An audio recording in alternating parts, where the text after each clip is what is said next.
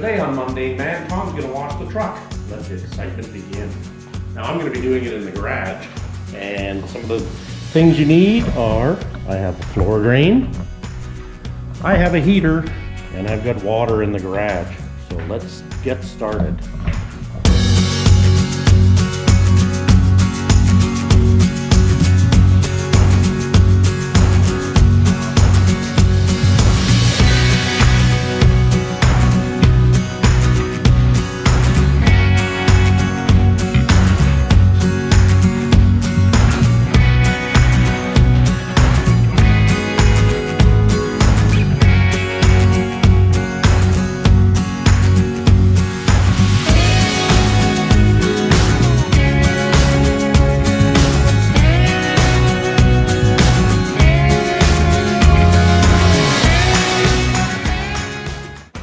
The beauty of this floor drain is it's got a sump in it, so you'll notice all the sand and crap that comes off the truck will go into there, but the drain is higher than the sump, so we don't have to worry about too much crap going down the drain.